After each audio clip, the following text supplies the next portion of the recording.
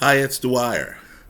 Always 1776.com, a free site. Also, gamblersadvisory.com, a free site. Let's talk markets. Usually, I have in the background the words high risk. Today, I decided to use Gambler's Advisory since I own gamblersadvisory.com. Just understand, I see little distinction between sports betting and betting on stocks, right? There's risk involved. We're all trying to hedge the risk. We're all trying to make a profit. I understand the time horizons are a bit different, but just understand you do have some financial vehicles that have extremely short time horizons, right? Old timers will say, oh, gee, the stock market isn't a casino. Are you kidding me? Are you kidding me? I think the stock market and sports betting have a lot of risks. I think it's very hard to beat the market in both. I think participants need to be aware of that substantial risk. Remember, the opinion you should follow should be your own. Just consider this video to be a second opinion from a complete stranger online. Further disclaimer, nothing I say in this video should be construed to be investment advice. I want everyone to do their own due diligence. Now, what if I told you that Nvidia announced their earnings yesterday? They announced that data center sales surged 94%. Let me repeat that. 94% year over year. Right? 94%. Now, investing is an expectation game. Just understand that Nvidia beat on the top line. They beat on the bottom line. They issued better than expected guidance. As I make this video, Nvidia is down 3% on the day. Right now, Nvidia, truth be told, is richly priced. But what I need for people to understand is that they're in a part of the economy, artificial intelligence, which is going to be an integral part of most of our futures. They're richly priced because the sector they're in offers high performance. Well, let me talk about another company who has, believe it or not, a forward PE, a forward price earnings ratio below 20. Right? This is a tech company that has year over year revenue growth of 14%. Now, they're in a lot of hot markets. You're thinking about autonomous vehicles where, the car is driving itself and you're a passenger. You've gotten a price break because you're no longer paying for a driver. This company's there. You're talking about cloud computing. This company is one of the foremost cloud computing providers in the world.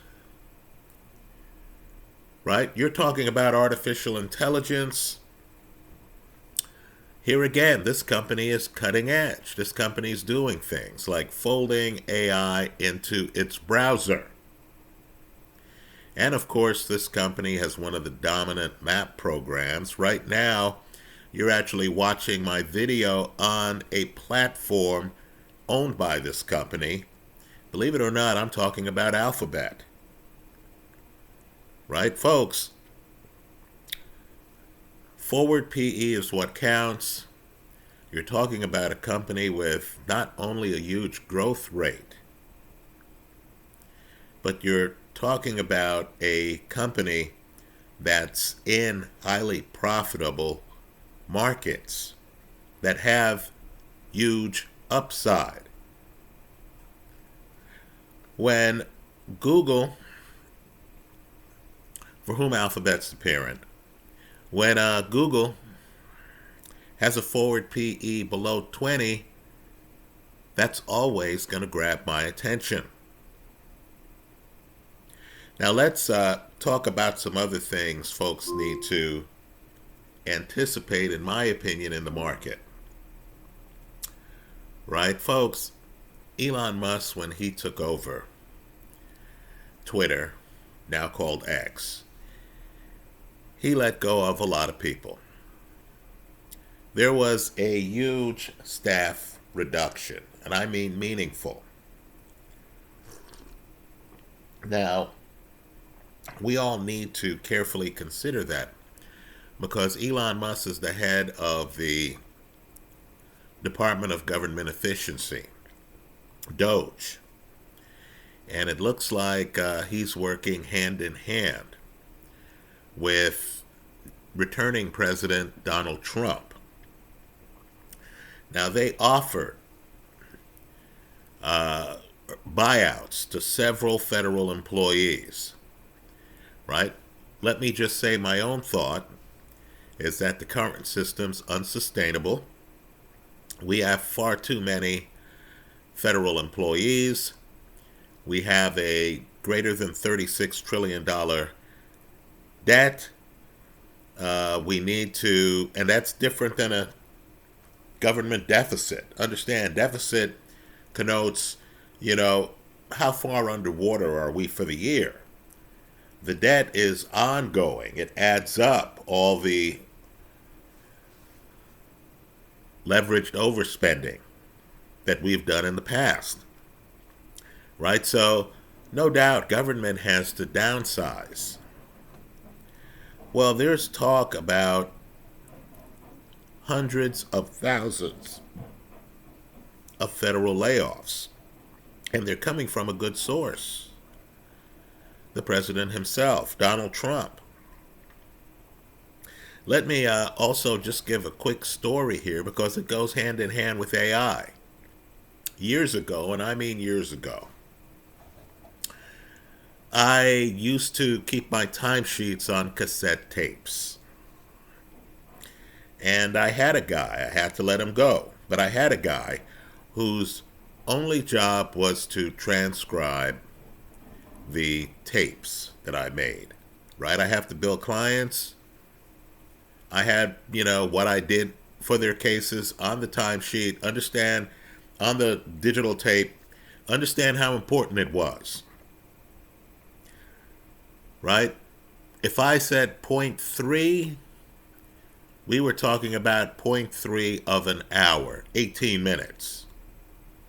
If the person transcribing the tapes put it down as 3, not 0.3, then we were talking about 3 hours, 180 minutes. Right? So just understand, I needed precision. Also, because the tapes were used to create billing, I needed the transcriptions to be accurate because the bill was going to the client. So I hired a guy. He was a musician. He needed a job. We were friends. I said, hey, if you want, you can transcribe my timesheets and I'll pay you hourly. Right? Now, keep in mind, that's how stupid I was. I offered to pay him hourly. Right? So there was a disincentive for him to do anything fast. Right? He was going to make sure that he spent time on the project because he was getting paid according to the time he spent. So he gives me the transcription. And I said, great. Where's the tape? He says to me, oh, I erased the tape. So then, of course, I'm reading the transcription, and let's just say the transcription wasn't even plausible. Right? The transcription had misspelled words, broken up English, not the way I would dictate something. And, of course, it had the wrong times. So I was looking at something that was useless to me. In fact, it was worse than useless. If the guy had done a poor job, I could have gone back to the tape and I could have just reconstructed it myself. But this guy did a poor job and then inexplicably erased the tape, right? Which took effort. So understand now, it's 2025. And I don't even need to farm out a job like that.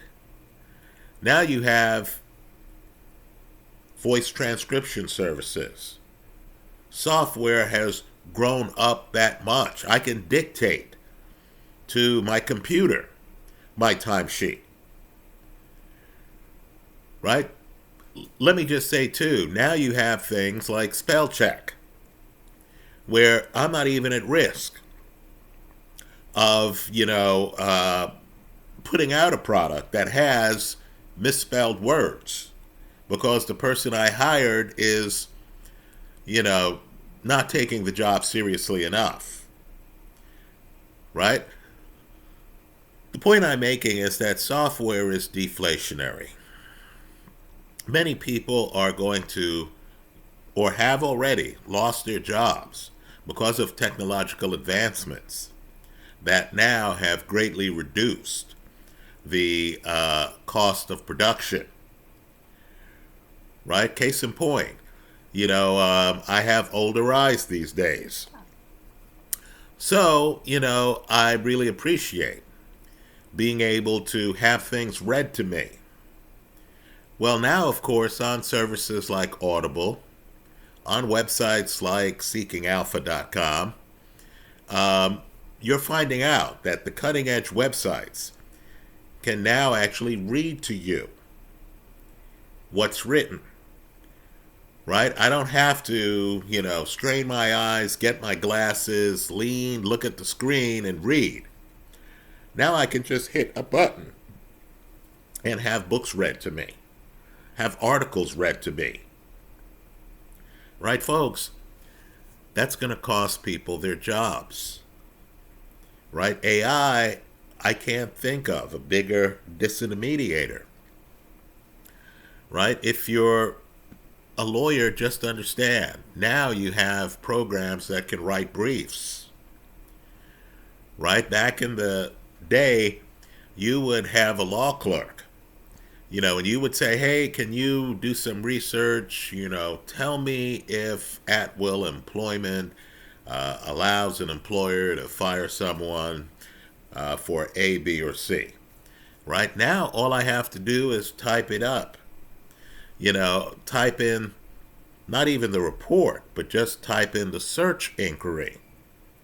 And I'll get something back that's annotated, where I can just move a paragraph here, move a paragraph there, and voila, I have something I can take to a meeting. And by the way, even the definition of a meeting has changed. I still do. One wonders why. I have an office where I used to meet people. Right? I'd say, hey, let's meet 10 o'clock on Thursday.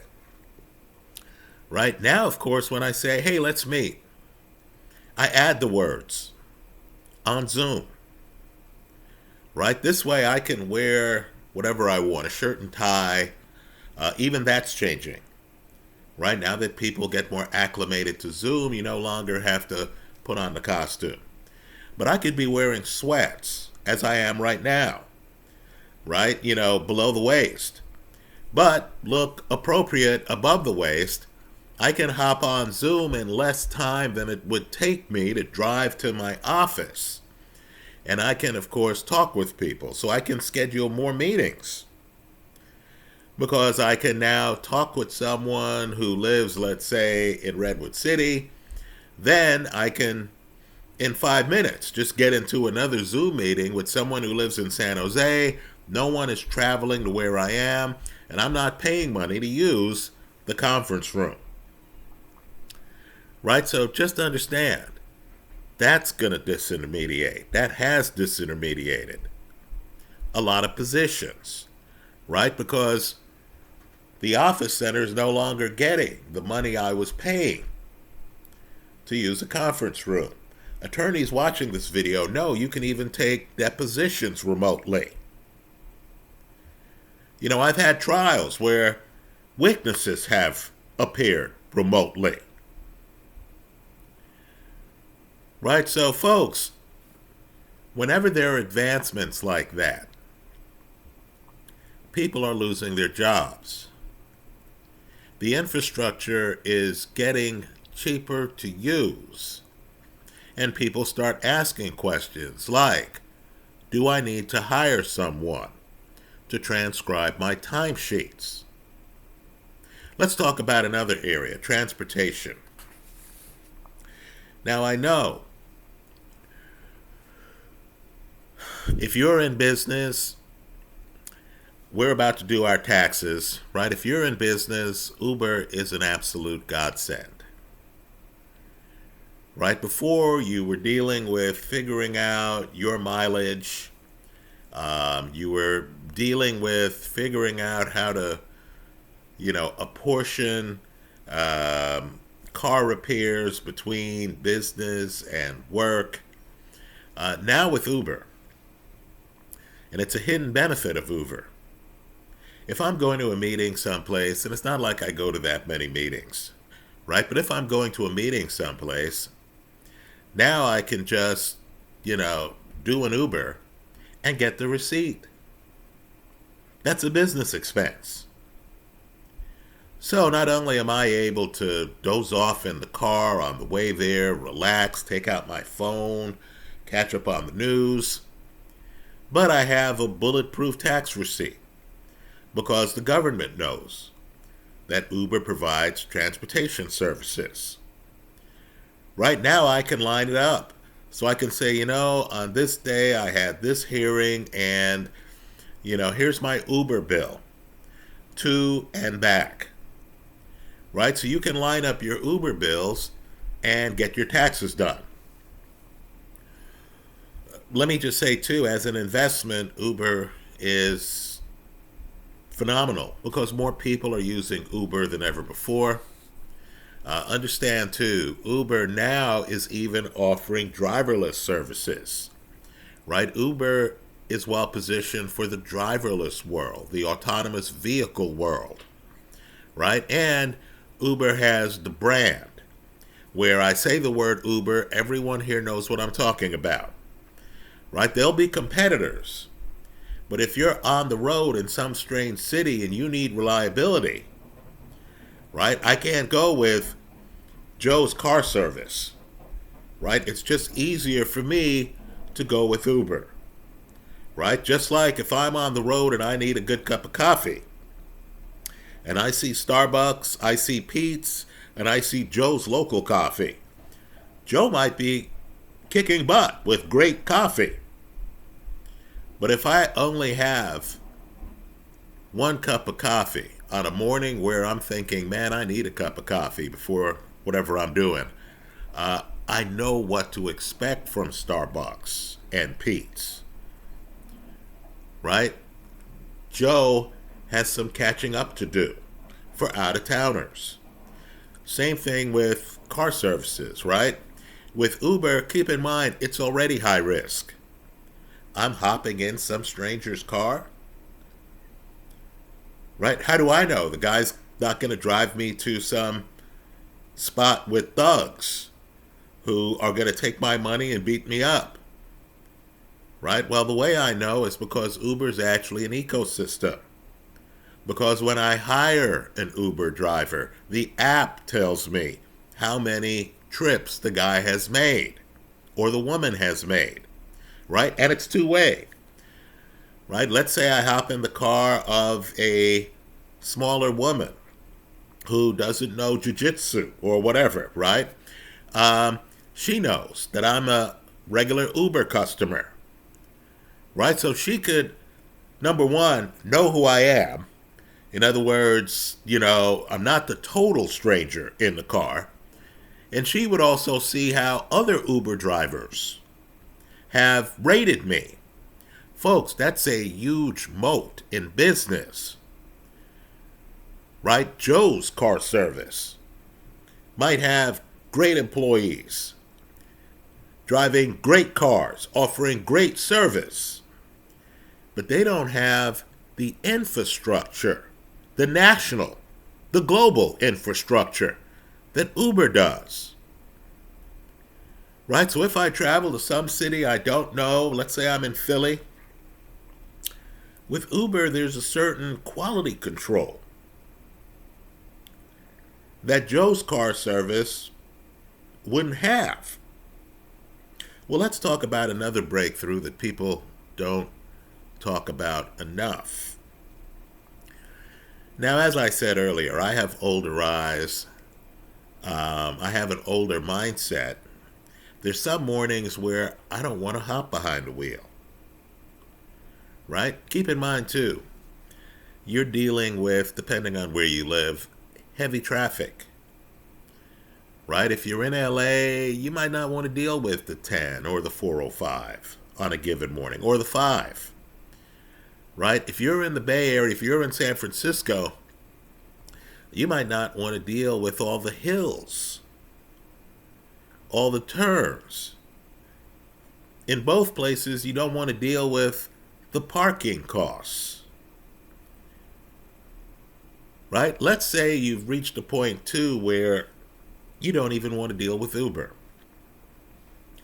Right? You just want to, get from point A to point B. You want it to be as cheap as possible. You want it to be as easy as possible. You don't even want the conversation with the Uber driver. Right? Well, folks, there's an app. It's transit.app. Right? Again, transit.app. If you live in a city with a vibrant mass transit setup, just understand what transit.app does for you. It tells you when the next bus is coming. Right? Just understand. I'm in the Bay Area. The traffic can be hectic on the 101 or on the 280. Right? The parking is hectic. You get to a location, then you find out that, it's going to cost you a minimum of $20 to park here for all of 4 hours. Right? You hop in your car, you're thinking, wow, I've got to go get some gas. Then, of course, you're not the only one with that bright idea early on a Thursday morning. You're at the gas station, you're behind a couple of cars, right? No one's doing anything wrong. It's just the cost of being in an urban area. Now, with this app, you no longer have to wait at the bus station, the bus stop, right? You just look, you're home, you see that the bus is going to show up in 7 minutes. You're 6 minutes away from the bus stop. You can then leave, stroll over there, no longer running to catch the bus. You stroll over there, the app tells you exactly when the bus is going to arrive. Then, of course, while you're on the bus, you can pull out the app. You can actually see when the train you're trying to catch is going to arrive. Right? Suddenly you have a bunch of power over your mass transit system. Folks, you'll be shocked at what a life changer this is. Right? I was going to a court in San Mateo County, California for years. Always drove there. Right? Was always hit up for parking, as you could imagine. Had to deal with a lot of traffic. Well, you know the rest. The other day I had to go up there. I decided to just take the bus and train. And Uber would have cost way too much. Uber would have cost like a plane ticket. I'm using the app, folks. It was seamless. I didn't even know that I could walk in a straight line from the train station in Redwood City to the courthouse. Right, folks? I'm never driving back to that court. I'll be taking mass transit from this point forward. Right? So what I want people to do is to just realize that all of this is deflationary. Once you discover this mass transit app, once suddenly, and I used to take mass transit as a teenager, then I went through decades where I hardly was ever on a bus or train. Right now, suddenly, I'm back, and it's light years different than it was when I was a kid. Right? Light years different. Right? Folks, that's going to disintermediate cab drivers, just like Uber's disintermediated cab drivers. Right? Understand, Zoom is going to disintermediate a lot of office centers. It's going to change expectations. Right? You're talking to a possible client. You say, hey, meet me at my office. And the client says, hey, can't we just do this on Zoom or Microsoft Teams? Right? And then you think to yourself, well, gee, I'm trying to land this client. If the client wants Zoom, let's do Zoom. Right? And of course, while you're in the Zoom meeting, you're thinking to yourself, wow, you mean I was going to be stupid enough to drive all the way to Mountain View, California for this meeting that is going swimmingly in the comfort of my home office? So keep track of technology. Don't be one of these people who listens to Nvidia give a bonzo earnings report, confirm what you already knew, that AI is a scorchingly hot sector of the economy, that their new chips are in heavy demand, that the basic narrative still holds. AI is a game changer. We're in the early innings. It's going to be widely used, much more widely than it is right now. It's going to be much better understood. It's going to be refined. Right? Don't listen to the new and then think, you know what? There's no huge upside surprise here. I'm going to be among those selling the stock the day after this bonzo announcement.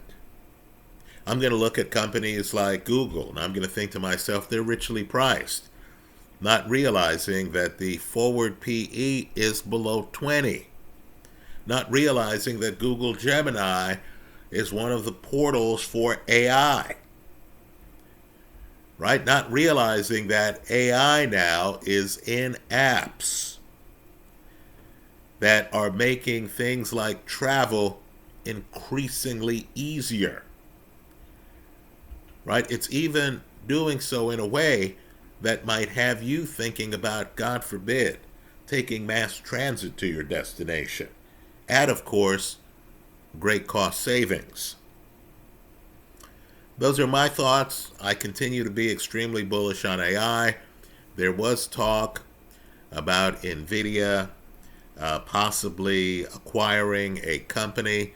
Let me just say that the talk implies that there are certain acquisitions that Nvidia could make that would be accretive, that would actually further boost the company. The company is that well positioned. Let me also say, too, that just like many central banks in different countries are accumulating gold right now, just understand many different sovereign nations, many of these same companies are prioritizing AI right now, right? Know the hot areas. Understand who is well positioned in these nascent industries, right? Nvidia yesterday, in my opinion, and I say this on a day when the stock itself is down more than 3%, confirmed the theses right? AI is with us. It continues to grow exponentially. Those are my thoughts. Let me hear yours in the comments section of this YouTube video. Thanks for stopping by.